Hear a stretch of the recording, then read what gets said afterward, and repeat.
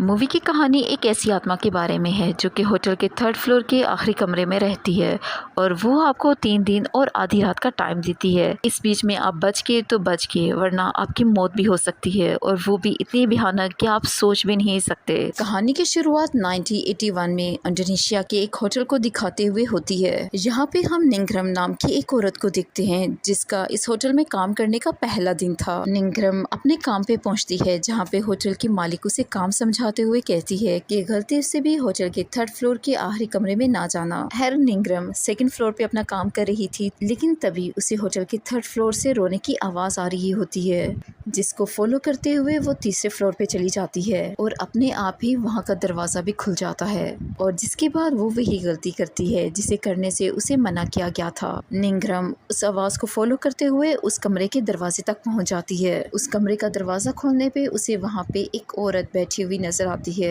जिसका पूरा शरीर और बाल सफेद थे और वो काफी भयानक दिख रही थी। वो औरत निंग्रम को देख के कहती है 3 दिन और आधी रात, जिसके बाद 3 दिन बाद ही ये सीन निंग्रम के घर पे शिफ्ट होता है, जहाँ पे वो अपनी बेटी को इस सारे हादसे के बारे में बता रही थी कि किस तरह से जब उसने इस औरत को देखा तो वो बहुत बुरी तरह से डर गई थी, और इसके बाद उसकी बेटी उसे प्रेयर करने का कहती है जिससे कि उनका डर खत्म हो जाए। अब आधी रात हो जाती है और हम निंग्रम को प्रे करते हुए देखते हैं। तभी लाइट फ्लिकर होने लगती है और हम शीशे में उसी वाइट स्किन वाली औरत को देखते हैं जो कि शीशे से बाहर निकल आती है और उल्टा चलते हुए निंग्रम के पास आने लगती है, और थोड़ी देर बाद वो गायब हो जाती है। लेकिन निंग्रम उसकी परछाई देखती है और जिसे देख के वो काफी ज्यादा डर जाती है और सोने के लिए चली जाती है। तभी वो औरत उस पे अटैक कर देती है। तभी हम देखते हैं कि इस औरत ने निंग्रम की स्किन उतार के उसे मार दिया था। इस घटना के 3 दिन बाद हम 2 बहनों फाय और रायना को देखते हैं जो अंबर होटल में आई थी।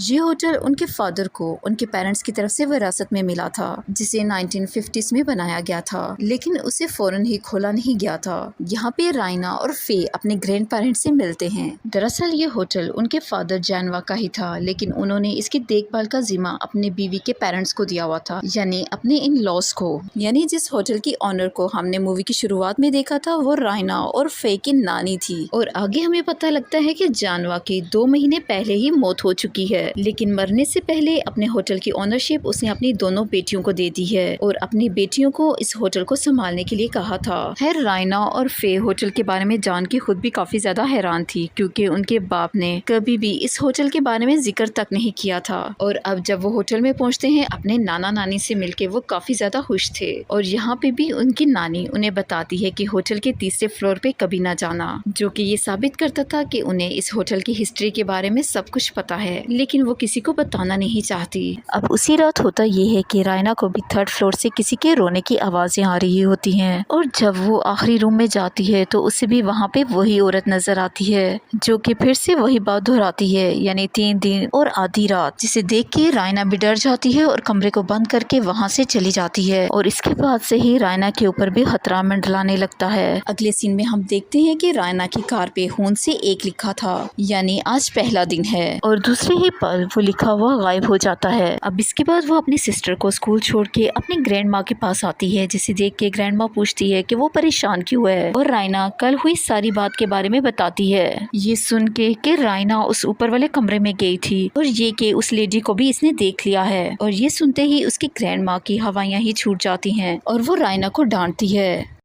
अब इससे रायना को अंदाजा हो गया था कि कुछ ना कुछ इस होटल में या 3रे फ्लोर पे हुआ था, जिससे ये आत्मा इतनी स्ट्रॉन्ग हो गई है। और इस सीन में हम देखते हैं कि रायना फे के नए स्कूल में हेडमास्टर से बात करने के लिए जाती है, और यहाँ पे रायना की मुलाकात आरडू से होती है, और ये दोनों एक दूसरे से कभी प्यार करते थे, लेकिन रायना के कहने पे ये दोनों अलग हो गए थे। लेकिन अब आरडू चाहता है कि वो दोनों फिर से एक हो जाएं, लेकिन रायना नहीं चाहती। आरडू रायना को सावधान रहने का कहता है, क्योंकि किसी ने निंग्रम की खाल उधेड़ के उसे मार दिया था और कोई भी नहीं जानता कि उसे किसने मारा।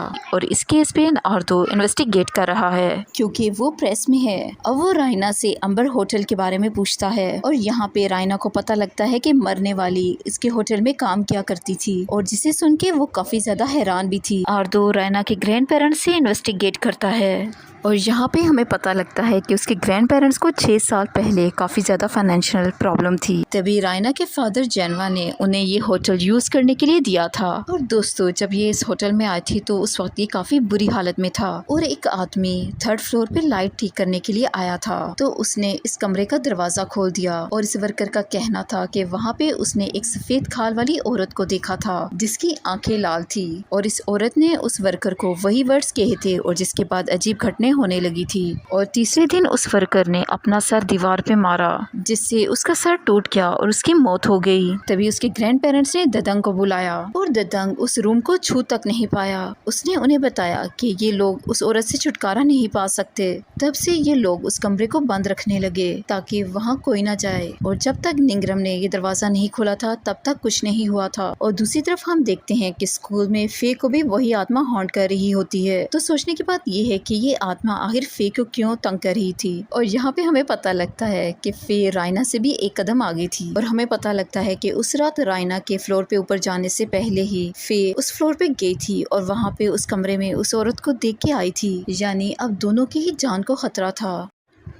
और इसके बाद हमें पता लगता है कि निंग्रम की बेटी ने पुलिस से बात की लेकिन उसने होटल का नाम नहीं लिया। लेकिन ये खबर लोगों में फैल गई है और यहाँ पे उसके ग्रैंडफादर को पता लगता है कि रायना ने 3rd फ्लोर के कमरे का दरवाजा खोला था। अब निंग्रम की मौत की खबर सुन के लोग इस होटल को छोड़ के जाने लगते हैं। और अब रूम नंबर 13 से टॉवल लाने के लिए कॉल आता है। और अब जब रायना टॉवल लेके रूम नंबर 13 में जाती है तो वहाँ पे कोई नहीं था। तभी रायना को रिसेप्शन से पता लगता है कि ये रूम तो काफी अरसे से खाली पड़ा है। तभी पर्दे के पीछे वही औरत चलती हुई नजर आती है जो कि कारपेट के नीचे से होती हुई रायना की तरफ बढ़ती है और उस पे अटैक कर देती है। तभी यहाँ पे आरदू आ जाता है और वो उसे संभालता है और उसे दिखाता है कि कमरे में कोई नहीं है। अब होटल में ऐसी घटना देखते हुए होटल का स्टाफ भी ये जॉब छोड़ के चला जाता है क्योंकि निंग्रम की बेटी का कहना था कि उसकी माँ ने इस होटल में एक औरत को देखा था और इसीलिए वो निंग्रम की मौत को इस औरत से जोड़ रहे हैं। और इसीलिए आरदू रायना के ग्रैंड पेरेंट्स को सब कुछ सच बताने का कहता है। तभी उसकी ग्रैंड माँ बताती है कि वो औरत कोई गेस्ट नहीं है बल्कि वो एक आत्मा है जो कि उसी कमरे में रहती है।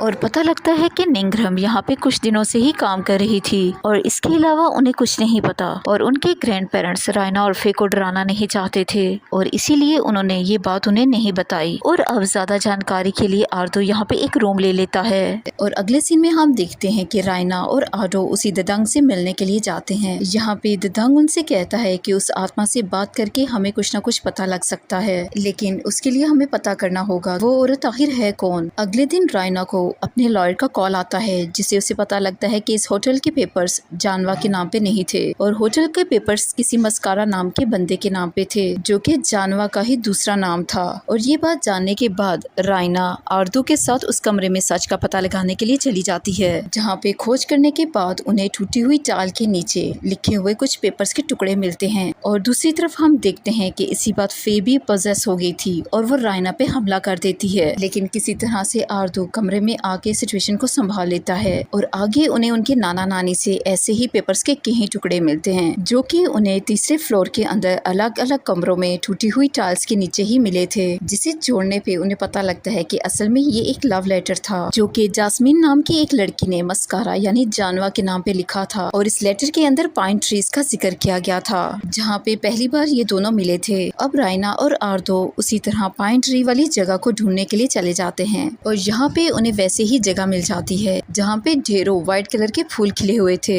और वहीं पे एक लड़के से बातचीत के दौरान उन्हें पता लगता है कि उसके गांव में इसी तरह के व्हाइट फूल खिलते हैं और जिसके बाद ये दोनों ही उस लड़के के साथ उसके विलेज की तरफ चल पड़ते हैं। और यहाँ पे इस विलेज के चीफ से वो यास्मीन नाम की लड़की के बारे में पता करने लगते हैं और यहाँ पे हम क्लियर तौर पे देख सकते हैं कि चीफ यास्मीन लड़की का नाम सुन के थोड़ा सा गुस्सा हो गया था और वो इनसे कहता है कि मुझे इस नाम की किसी लड़की के बारे में कुछ नहीं पता और अगर उसे नहीं पता था तो वो गुस्सा क्यों हुआ। और जिससे इन दोनों को भी ये अंदाजा हो गया था कि शायद चीफ उनसे कोई बात छुपा रहा है। और यहाँ पे हम देखते हैं कि शायद चीफ की वाइफ को कुछ पता था। अब मौसम खराब होने की वजह से वो चीफ के घर पे ही रुकते हैं और अगले ही सीन में हम चीफ को देखते हैं जो कि गुस्से में अपनी बीवी को कुछ ना बताने के बारे में कह रहा होता है और ये सब कुछ आरदो देख रहा था। अब आरदो और रायना इस घर में ढूंढने लगते हैं तो उन्हें यहाँ पे यास्मीन की तस्वीर मिलती है और यहाँ पे आता है एक और ट्विस्ट जिसमें हमें पता लगता है कि यास्मीन दरअसल उस चीफ की ही बेटी थी जो कि एक रेयर कंडीशन के साथ पैदा हुई थी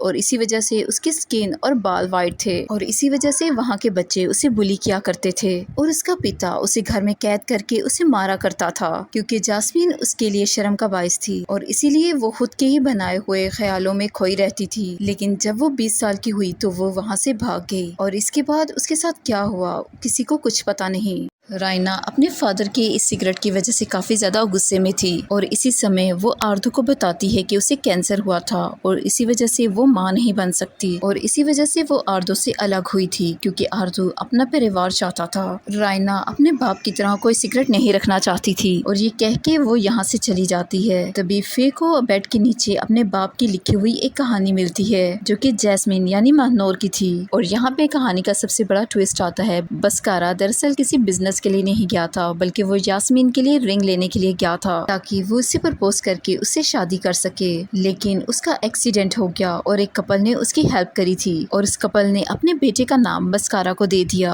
जो कि था जनावा। और बसकारा चूंकि अपनी यादाश्त खो चुका था लेकिन इस कपल ने बसकारा को अपने बेटे की तरह रखा और उसकी शादी करवा दी। लेकिन कुछ समय बाद उसकी यादाश्त वापस आ गई और वो वापस मानूर को ढूंढता हुआ आया और यहाँ पे उसे मानूर की लाश मिली और जिसे देख के बसकारा टूट गया। वो काफी ज्यादा दुखी था कि काश कि वो मानूर को पहले ही बता देता कि वो उससे प्यार करता है और उससे शादी करना चाहता है। और बसकारा ने यास्मीन की लाश होटल के नीचे ही दबा दी थी और साथ में वही फूल बना दिया था जो कि रिंग पे बना था जो कि उसके प्यार की आखिरी निशानी थी। और उसके बाद से बसकारा ने अपने नाम को भी खत्म कर दिया और जानवा बन के रहने लगा।